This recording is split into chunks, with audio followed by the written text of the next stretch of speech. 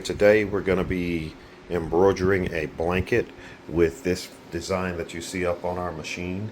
And if you notice that it's at a 45-degree angle, and the reason it's at the 45-degree angle is because, you know, this blanket has a 90-degree in, and we started off when we hooped it up, we had everything aligned to the silver edge of the brackets on both the top and the bottom.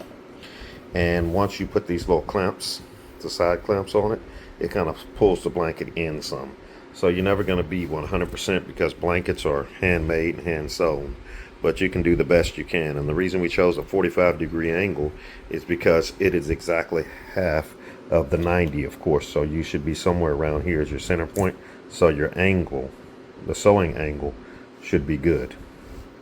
So I'm just smoothing this over, whatever. And then once you get done sewing this, of course, everybody should know that you're gonna have a little, I forget what they call it, but my wife kind of uses a little razor or whatever, so you don't have any of that velour or velvet or whatever they call it kind of overlapping the what you're recording.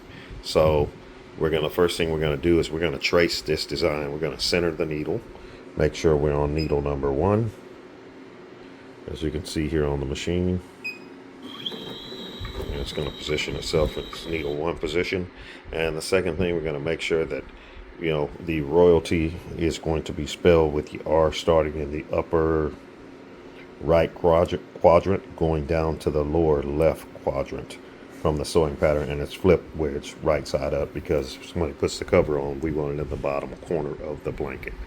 Again, guys, I positioned it at needle 1, so now we're going to do a trace. We're making sure that everything is correct. We're going to go out here, we're going to go to our magnifying glass, and we're going to go here. So we want to see.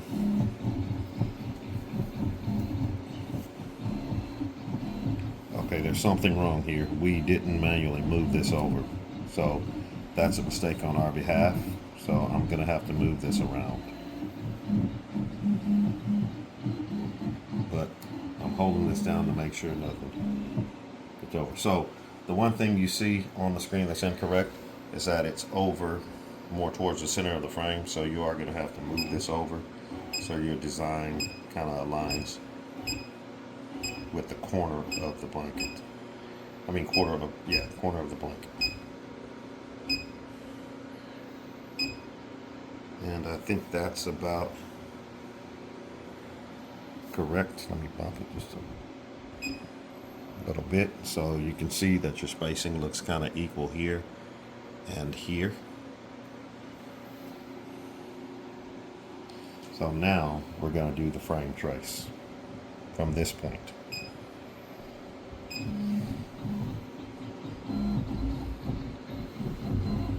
You'll always hold this down so you know it's not hitting the edge of the frame.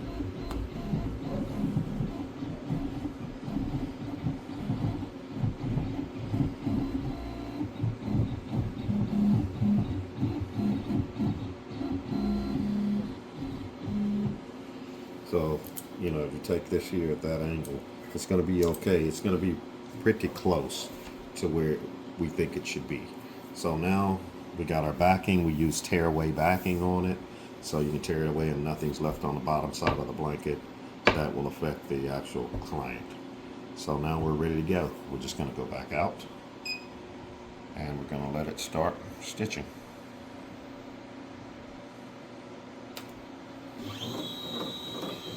We'll let you see it drop a few stitches first, and then we'll pause, and then we'll come back to finish it.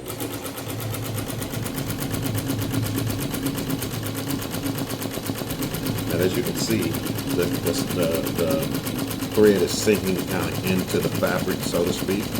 But that's when, like I said before this is over, my wife will come back with a hand razor or whatever you call it to kind of shape some of the purple back, so you can see the actual lettering in the blanket. We'll be back. Okay, as you can see, I'm going to zoom in on this, and we got a little purple coming through. So we're going to back it up, and we're going to run it twice.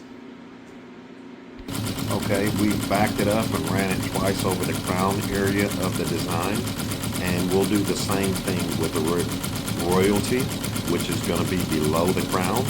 We'll double run it so it looks better. And if we'll still have to use the razor and do a little shaving, we will do that. And as a trick of the trade, we do have some color pencils, so to speak, that are purple and different colors. So if you have anything like that, and even white, we can go back over a few little areas to make this permanent. So if you have anything like that, you can actually use those as well. Okay, as you see, we're still typing out the words that are being embroidered on the blanket. Again, we will double run this to cover some of the areas. As you can see, I'll zoom in where the purple velvet or whatever they call this material is kind of bleeding through. We'll run it double and then we'll shave it again at the end if need be. Okay, the item is finishing up. I ran everything double because of the type of material this is, the velvet or velour or whatever they call it. But there you have it, it's done.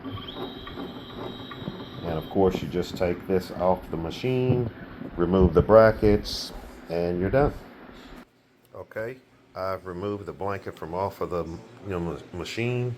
As you see, that's over there, and the blanket is here. Let me remove this backing. Okay, as you can see, I've removed 99% of the backing. There's some little areas where I have to get some fine tweezers in this area to pull out the tearaway backing, and right here between the Y. But for the most part, it came out pretty good. See it? I'll spin this around so you can see it.